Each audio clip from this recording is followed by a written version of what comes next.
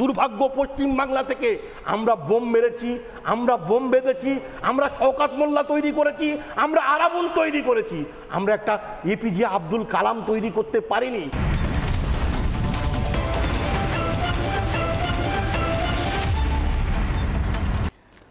কাশেম আলী, আপনার কাছে শুরুতে যাব। কাশেম আলী, অবস্থানটা স্পষ্ট হয়ে যাচ্ছে, বাংলার মানুষ একদিকে, মমতা বন্দ্যোপাধ্যায় একদিকে। মানে মমতা বন্দ্যোপাধ্যায় কাশেম আলীদেরকে খুব নির্দিষ্টভাবে এতদিন ভুল বুঝিয়ে এসেছেন যে আপনারা দুধেল গাই, মানে কোনো মানুষকে দুধেল গাই ইত্যাদি যে বলা যায়, বা ভোট ব্যাংক, আপনারা ব্যাংক, এরকম একটা জায়গা প্রোফাইলিং করে দেওয়ার একটা রাজনীতি চলেছে। এখন আমার ভালো লাগছে দেখে যে সবাই একদিকে চলে আসছেন এবং ঠিক 2011-এর মতন হচ্ছে। কে জিতছে ফ্যাক্টর নয় কাশেম ভাই। আপনি হয়তো বলবেন বিজেপি আসছে, আপনি হয়তো বলবেন নরেন্দ্র মোদী আসছে, আমি বলছি তৃণমূল যাচ্ছে।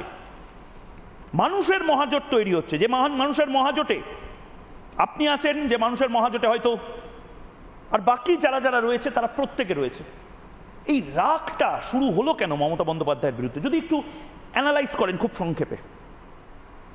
দেখুন, আজকে প্রধানমন্ত্রী নরেন্দ্র মোদী দমদম সেন্ট্রাল জেল মাঠে তিনি পরিষ্কার বলেছেন, ঘরে ঘরে মানুষের কাছে যান, বাংলাকে যদি বাঁচাতে চান বাঁচাতে হয়, বাঁচতে চাই, বিজেপিকে চাই, চারটে তিনি স্লোগান দিয়েছেন। বিকশিত ভারত যদি গড়তে হয়, মোদির স্বপ্নকে যদি বাস্তবায়ন করতে হয়, রূপ দিতে হয়, বিকশিত ভারত, বিকশিত বাংলা, এটাই হচ্ছে মোদির স্বপ্ন। আমরা একটু আগেই সালাউদ্দিন সাহেব বলছিলেন যে মুসলমানদেরকে শুধু শামসুদ্দিন সাহেব মুসলমানদেরকে শুধু ব্যবহার করেছে মমতা বন্দ্যোপাধ্যায়। আমি বলছি দাদা, আমি আপনার এই চ্যানেলে একাধিকবার একই কথা বারবার বলেছি যে মমতা বন্দ্যোপাধ্যায় শুধুমাত্র আমাদের মুসলমানদেরকে ভোট ব্যাংক হিসেবে ব্যবহার করেন, শুধু মনে করেন যে ভোট ব্যাংক।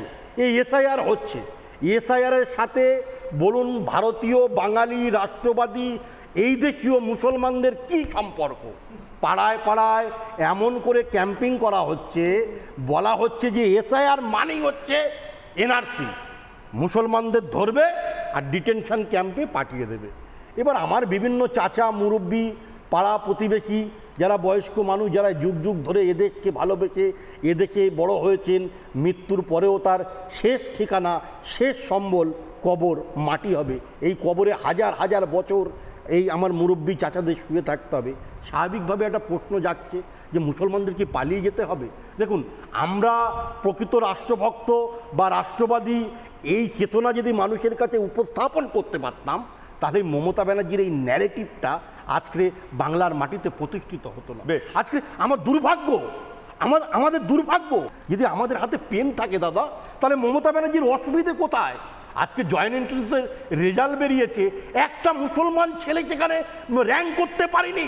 আমাদের দুর্ভাগ্য পশ্চিম বাংলা থেকে আমরা বোম মেরেছি, আমরা বোম বেঁধেছি, আমরা শওকত মোল্লা তৈরি করেছি, আমরা আরাবুল তৈরি করেছি, আমরা একটা এপিজে আব্দুল কালাম তৈরি করতে পারিনি, আমরা একটা ভারতীয় রাষ্ট্রবাদী মুসলমান তৈরি করতে পারিনি। আমাদের ছেলেমেয়েরা কি মহাকাশে যেতে পারে না? আমাদের ছেলেমেয়েরা কি নাসায় গবেষণা করতে পারে না? আমাদের হাতে বোম তুলে দিয়েছে।